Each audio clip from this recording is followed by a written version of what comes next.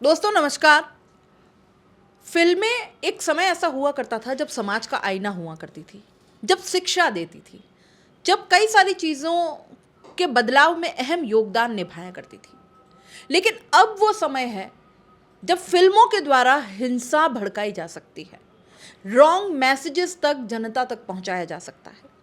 पिछले कुछ समय में ऐसे फिल्मों का चलन दोस्तों लगातार बढ़ा है। फिर चाहे वो केरला स्टोरी ले लीजिए, फिर चाहे कश्मीर फाइल्स ले लीजिए, और अब एक नई फिल्म का काफ़ी ज़्यादा बात हो रही है जिस पे, और नाम है छावा। दोस्तों छावा से औरंगज़ेब की चर्चा निकलती है और वो चर्चा पूरे देश में कुछ इस कदर हावी होती है कि कल जो घटना हुई उसके रूप में परिणत होती है। हालांकि इसकी कोशिश कई लंबे समय से हो रही थी। आखिरकार ये कोशिश कामयाब हो जाती है नफरत फैलाने की, हिंसा भड़काने की, और नागपुर इसकी भेंट चढ़ जाता है। मेरे साथ इस वक्त editor in chief Akhtar Khan sir मौजूद हैं। आइए बात करते हैं नागपुर हिंसा पर। सर, कल जो ये हिंसा भड़की है, क्या कहेंगे औरंगजेब को लेकर के और सारी चीज़ों को लेकर के? अब जो ये परिणति जो इस छावा फिल्म से शुरू हुई थी और जो चुनावी माहौल से, त्योहारी माहौल से होते हुए आखिरकार ये हिंसा नागपुर में जाकर भड़क ही गई, क्या कहेंगे इसके ऊपर? आपको ये बता दें कि नागपुर भले आरएसएस का गढ़ कहा जाता रहा हो, लेकिन ऐसा सुनने में आया है कि पिछले 300 सालों में नागपुर के अंदर कभी हिंसा नहीं हुई। कभी नहीं हुई, बिल्कुल। मतलब दो समुदाय के बीच में हिंदू मुसलमान का झगड़ा नागपुर के अंदर कभी नहीं गंगा हुआ। जमुनी तहजीब की गंगा जमुना मिसाल हुआ करता था, बिल्कुल। भले वो आरएसएस का गढ़ रहा हो, बिल्कुल। लेकिन नागपुर के अंदर ये हिंसा नहीं हुई। और इस फिल्म के जरिए जो इन नेताओं ने ये जो कमाल किया है, मतलब जो रिकॉर्ड तोड़ दिया है, और नेता सारे के सारे भाजपा के नेता और ये हिंदू संगठन के ये जो नेता हैं, एक ही काम है कि मतलब भड़का किस तरीके से जो व्यक्ति या जो राजा शासन करके चला गया, 300 साल उसको हो गए, सारा चीज़ ख़त्म हो गया, अब उसको लेकर आ रहे हैं और उस पर अब बात कर रहे हैं। और उस पर बात करके सिर्फ और सिर्फ उनका निशाना एक ही चीज़ है, और वो है कि हिंदू मुसलमान करना। बिल्कुल। ठीक है, वरना किसी को क्या औरंगजेब की कब्र से लेना देना और किसी को क्या औरंगजेब से लेना देना। इतिहास के पन्नों के दो पार्ट थे सिर्फ, औरंगजेब जो कि 7वीं 8वीं के अंदर आता था, और उसके बाद में कभी अगर किसी ने पढ़ लिया औरंगजेब की किताब को तो वो एक अलग बात है। लेकिन आज हालत ये है कि औरंगजेब सबसे बड़ा मुद्दा बन गया है। लगातार पिछले कुछ समय से, भले ही महाराष्ट्र चुनाव से लेकर के आप देखें तो टी राजा जैसे गलियों में घूम घूम कर और ये नफरत भड़काने की कोशिश कर रहे हैं, उसमें जब वो लगा कि इसमें सफल नहीं हुए हैं तो अब छावा फिल्म के जरिए इसे फिर से एक बार हवा दे दी गई। प्रधानमंत्री इस फिल्म को प्रमोट करते हैं और उसके बाद जो है अब बढ़ जाता उनके है। सबसे बड़ी दिक्कत ये, आप जितनी भी फिल्में चाहे प्रधानमंत्री ने प्रमोट करी हों या फिर किसी भी भाजपा नेताओं ने प्रमोट करी हों, उन्होंने वो ही फिल्म प्रमोट क्यों करी जिसमें ध्रुवीकरण, जिसमें हिंदू मुस्लिम होता है। चाहे वो कश्मीर फाइल ले लो, चाहे जो केरला स्टोरी ले लो, चाहे आप ये फिल्म छावा ले लो, आखिर वही फिल्म प्रमोट क्यों करते हैं? कोई और दूसरी अच्छी मूवी ऐसे कोई प्रमोट क्यों नहीं करता कि आपको ये मूवी देखनी चाहिए? एजेंडा को सूट करती हुई फिल्मों को प्रमोट करना अब एक नया रिवाज बन गया है। एग्जैक्टली, नया रिवाज बन गया है। और जो डायरेक्टर ऐसी मूवी बनाते हैं उनको आनंद आ गया कि ये भाजपा वाले इनके फोकट में ही इनके प्रमोशंस कर रहे हैं।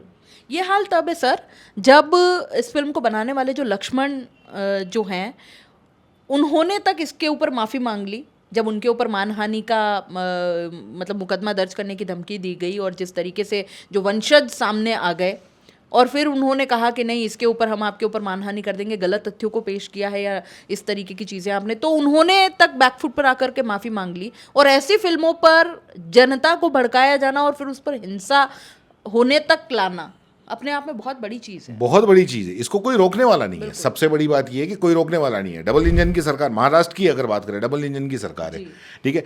वहाँ का मंत्री, मतलब महाराष्ट्र का जो मंत्री है, भाजपा का मंत्री है नीतीश राणे, वो खुद हिंसा भड़काने की बात लगातार नफरती बयानबाजी, उसको कोई रोकने वाला नहीं है। उसको मुख्यमंत्री नहीं कहते हैं कि आप ऐसे बयान मत दो, उसको प्रधानमंत्री नहीं कहते हैं कि आप ऐसे बयान दो। जब उसको कोई रोकने वाला नहीं है, उनके ऊपर कोई कार्रवाई करने वाला नहीं है, एफआईआर होती है, लेकिन किसी पुलिस की इतनी मजाल नहीं है कि उनको जाके और गिरफ्तार करे। सर आपने कहा कि मंत्री मतलब मंत्री को कोई नहीं रोक पा रहे हैं। यहाँ पर सवाल ये है कि खुद मुख्यमंत्री देवेंद्र फडणवीस जब इस तरीके की बयानबाजी कर रहे हैं लगातार कि ये दुर्भाग्य है कि सरकार को औरंगजेब की कब्र की रक्षा करनी पड़ रही है क्योंकि कांग्रेस के राज में उनको ये सुरक्षा प्रदान की गई थी और अब जो है हमको ये करनी पड़ रही है। साथ ही साथ लगातार इस तरीके के बयान उन्होंने 2-3 बयान दिए। ये भी कहा कि अब जो होगा वो छत्रपति शिवाजी के मंदिर की जो है वो कीर्ति फैलेगी, लेकिन औरंगजेब की महिमा जो है वो हम नहीं फैलने देंगे। लगातार इस तरीके की बयानबाजी इस तरीके से परिणित हुई है, ये नहीं लगता आपको? औरंगजेब की महिमा ये नहीं फैलने देंगे। आप मुझे बताओ कि औरंगजेब की महिमा मंडन किसने किया? इनका कहना ये है कि औरंगजेब का महिमा मंडन जो देश के मुसलमान, आपने किन लोगों से औरंगजेब का महिमा मंडन सुना? अभी छिटपुट कुछ 1-2 जरूर वो जरूर देंगे, विवाद हुआ है। विवाद हुआ, ठीक है। मतलब ये तो जो विवाद भी हुआ वो भी एक तरीके से वो है कि वो अभिव्यक्ति की आज़ादी पे, आपको तो आज़ादी है, आपको नहीं है। भाई कोई भी अपनी अभिव्यक्ति बता सकता है ना। जैसे आपने बोला कि औरंगजेब ऐसा है वैसा है, उसने बोला कि औरंगजेब ऐसा नहीं और ऐसा है। सबका अपना अपना पॉइंट ऑफ व्यू है। ये एक तरीके से सिर्फ यही है कि औरंगजेब के नाम पे जो देश के मुसलमान हैं उस देश के मुसलमानों को टारगेट करना चाहते हैं क्या? आज औरंगजेब के नाम की ये इतनी कंट्रोवर्सी ये लोग क्रिएट करते हैं क्या? इतना ज़्यादा ये बयान देते हैं। आप मुझे बताओ कि कहीं कोई पूरे देश में औरंगजेब को लेके कहीं मुसलमानों ने कोई समर्थन में कोई प्रोटेस्ट किया क्या? नहीं किया, बिल्कुल नहीं। नागपुर के अंदर जो दंगा हुआ वो नागपुर का दंगा बने ये इस चीज़ को भड़का सकते हैं कि औरंगजेब के खिलाफ विरोध प्रदर्शन हो रहा था तो मुसलमानों ने दंगा किया। उनकी जो मतलब जबकि मुसलमानों का जो मुसलमानों का जो था था वो इसलिए हुआ कि औरंगजेब की सांकेतिक जलाने से उनको कोई एतराज नहीं है, तुम्हारे जलाना जला दो, कोई फर्क नहीं पड़ता। लेकिन उसके ऊपर उन्होंने जो चादर हरे रंग की चादर से भी कोई दिक्कत नहीं है, रंग से भी कोई दिक्कत नहीं है, लेकिन उसके ऊपर जो कुरान की आयतें लिखी हुई थी उससे परेशानी है। वीएचपी का ये कहना है कि हमने सिर्फ हरे रंग की चादर और उसके वो सारे के सारे वीडियो मौजूद हैं, वो सारे वीडियो मौजूद हैं, वीडियो वायरल हुए, उसके बाद में ही वहां पे ये हिंसा भड़की। तो ये हिंसा भड़काने का, अब वो वीएचपी ये कह रही है कि हमने सांकेतिक तौर पे हमने कुरान नहीं जलाए। आपने कुरान की आयतें जलाई, ठीक है। आपने तो कोई ठीक है, आपको मुगल का विरोध करना है करिए, आपको औरंगजेब का विरोध करना है करिए, लेकिन आप फिर वापस सीधे धर्म पे लेके आ गए।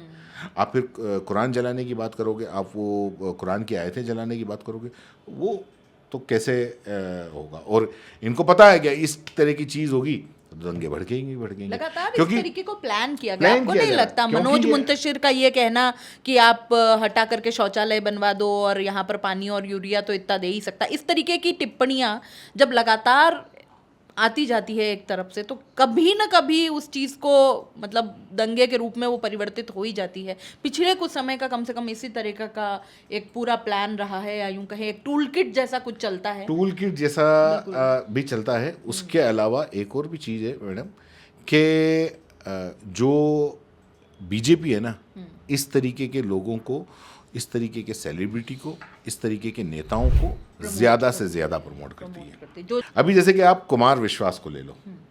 कुमार विश्वास बहुत अच्छे कवि थे, बहुत व्यंग्यात्मक, हर चीज़ पे कटाक्ष करते थे, राष्ट्रीय कवि का दर्जा प्राप्त था, सत्ता पे जम के कटाक्ष करते थे। लेकिन अब सत्ता की चरणों में ऐसे लौटे हैं कि मतलब बस उन्होंने वही पकड़ लिया, हिंदू मुस्लिम की बात करो। आजकल राजनीति में चमकना है तो आपको ये हाँ, करना होगा। क्योंकि उनको कहीं ना कहीं किसी शॉर्टकट या राज्यसभा का टिकट चाहिए और वो उनको मिल जाएगा, क्योंकि अभी उनकी बेटी की शादी और जिस तरीके से वो जो गेस्ट है प्रधानमंत्री, तो उनको वो मिल जाएगा। अब क्योंकि मनोज मुंतशिर जैसे लोग हैं, अब उनकी भी दुकान तो बाकी की चल नहीं रही है, बिल्कुल। तो उन्होंने देखा कि चलो ये है तो उसके पीछे पीछे अपन भी हो लेते हैं, अपन को भी कहीं से कोई विधायक की हो जाएगी, कुछ हो जाएगा, या कुछ ना कुछ नहीं तो अवार्ड ही मिल जाएगा। जबकि इससे पहले फिल्म में इस तरीके के घटिया डायलॉग्स और लिखने के ऊपर उनको माफ़ी मांगनी पड़ी थी। हाँ बिल्कुल। लेकिन उनको पता है कि मैं अगर इस चीज़ पे, हिंदुत्व पे अगर ये अटका रहूँगा तो मुझे कभी ना कभी तो इनाम हाँ, मिलेगा। झेम फेम मिलेगा, बिल्कुल जो कि अपने नाम के पीछे लगाते हैं मुंतशिर। बिल्कुल।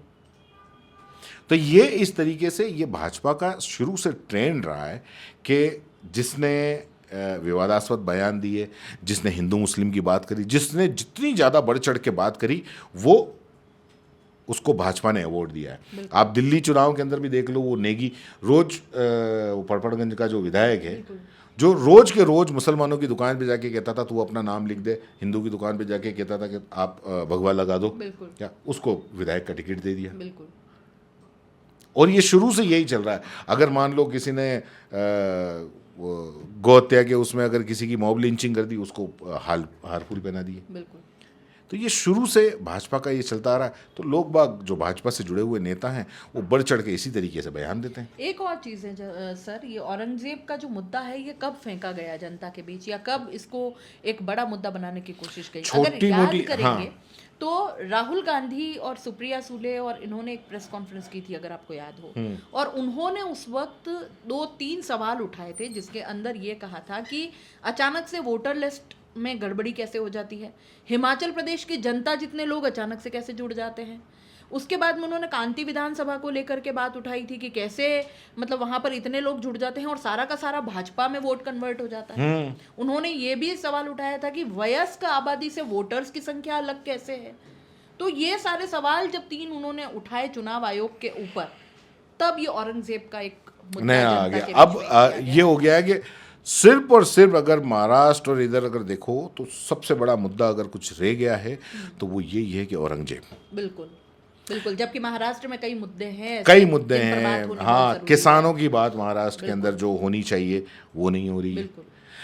महंगाई पे बात होनी चाहिए वो नहीं होती है। लाड़की बहन वहाँ की योजना लाड़की बहन जिसके जरिए आए उस पे बात होनी चाहिए वो नहीं वो हो रही बंद है। कर दी गई है। वो लाड़की योजना में जो पैसे हैं वो महिलाओं से वापस ले लिए जा रहे हैं, और उसमें आगे जो सारा प्रोसीडिंग्स होनी थी वो रोक दी गई है। रोक दी गई। सबसे बड़ी बात जो वजह थी कि हरियाणा के साथ महाराष्ट्र का चुनाव नहीं होना, लाड़की बहन योजना की वजह से, ताकि एक एक किश्त महिलाओं के पास पहुंचाई जा सके, वो योजना बंद कर दी जाती है और उसकी कानो कान कहीं पर कोई चर्चा नहीं होती है। और खैर गोदी मीडिया की तो अब बात ही क्या करें, कोई उनसे उम्मीद क्योंकि भी अब नहीं आज रह गई है। आज अगर ये औरंगजेब की बात करते हैं, कब्र हटाओ, कब्र तोड़ दो, बुलडोजर से, हटा भी देंगे, क्या हो होगा? जाएगा? बिल्कुल।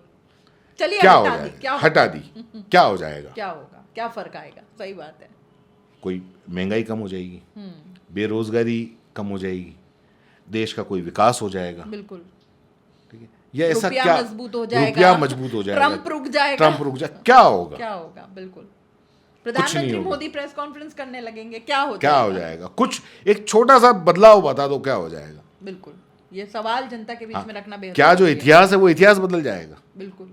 क्योंकि हीरो को हीरो बताने के लिए आपको विलन रखना बेहद जरूरी है। और अगर आप नेगेटिव चीजों को नहीं बताएंगे तो पॉजिटिव को कैसे आप पहचान पाएंगे, या इस तरह की। तो इतिहास को बताने के लिए भी आपको दोनों ही पक्ष सामने रखना जरूरी है। बिल्कुल भाई, ये तो आएगा ना कि जो मुगलों का इतिहास खत्म होने से रहा, बिल्कुल, जो औरंगजेब का इतिहास है वो खत्म होने से रहा, अब क्या कर लोगे? बिल्कुल।